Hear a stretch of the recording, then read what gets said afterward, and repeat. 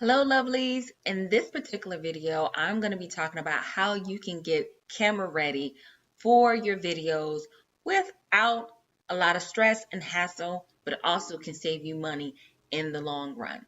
So the first thing that I'm going to share with you is some of the things that I've had to deal with personally. Now, we as women, some of us tend to have oily skin. Some of us tend to have that combination skin, which can be kind of ideal. And then some of us suffer from dry skin. So I'm going to show you the first tip.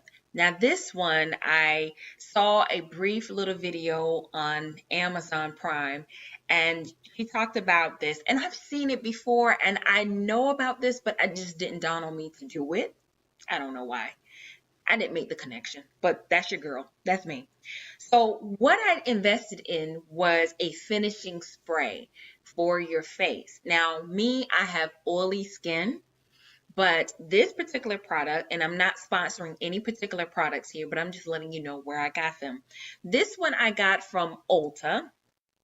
As you can see, this one is from Ulta, and it cost me about 10 or 11 bucks. And they were on sale. You buy one, you get one 50% off. Now, this one is the matte finish, and that is for oily skin. They also have one called dewy finish, and that is for people who have dry skin. Now, the way this works is after I've washed my face and I've put on my moisturizer, I spritz this and you hold it about 5 or 6 inches. I think it says to hold it 10 to 12 inches away. Or if you're in the UK or in Europe, you're going to hold this about 25 to 30 centimeters from your face. So I just spritz it in 3 areas and I let it dry.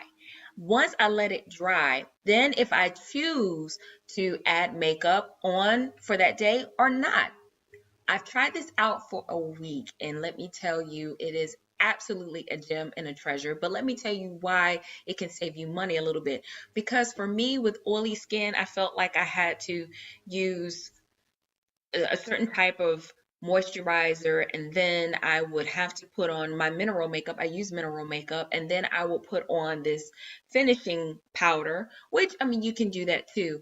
But I've noticed with just using this product, all I need is a little bit of my foundation. I don't use as much foundation as I was doing before because it just seems to go on effortlessly. And I put on blush if I choose to, and sometimes I just spray it on my face and just head on out the door without putting on any makeup.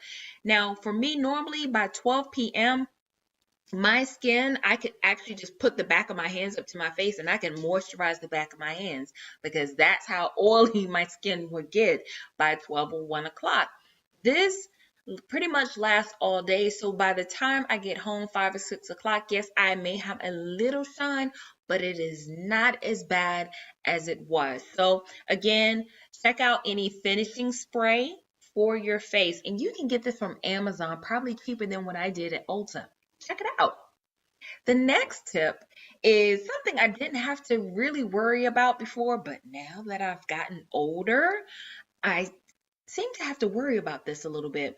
And that is when I put eyeliner on my eyes. As soon, I could say 30 minutes after I put on my eyeliner, I look like I have these dark crescent moons on my eyelids. And I used to laugh at my mom and one of her friends because I was like, guys, what are you doing with your eyeliner? Why is it up here? It should be down here. Guess what? Now that I'm a grown woman, I have that problem.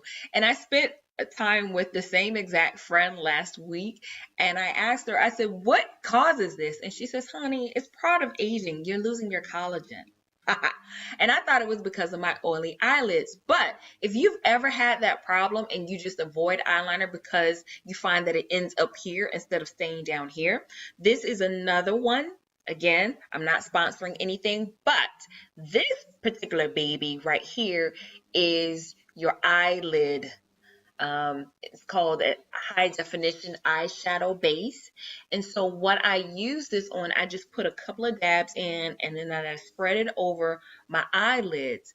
And I just put my eyeliner on. Now, of course, if you're going to put eyeshadow on, it also helps to hold this in place as well. Now, before, I would just use concealer on my eyelids. If you already have that in your house, guess what? Go ahead and use that as well. This, I think, was about $5 or $6 at Ulta, but again, check with Amazon Prime or wherever you shop and look for an eyeshadow base. So I find with this, I still do get a slight crescent moon, and I think it might be because of the eyeliner I'm using, but it is not as bad as what it used to be. The next thing that I use is a perfect brow groomer.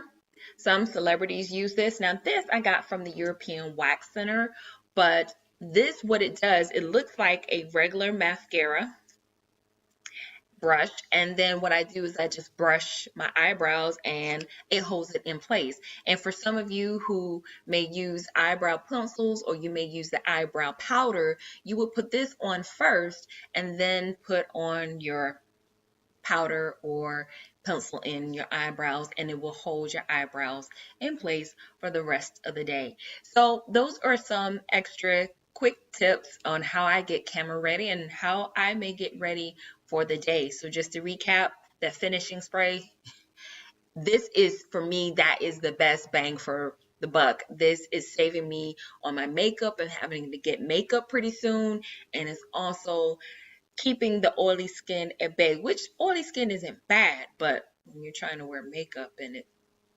you're looking a little greasy and oily by midday, it's good. And then of course you want that eyeshadow base to keep your eyeshadow in place or just to keep that eyeliner in place. And last but not least, it is the perfect brow groomer that I have to hold the eyebrows in place. That's it. Leave some comments below. Give this video a thumbs up if you liked it. And again, don't forget to work it, live it, own it in your everyday life. Take care. Bye.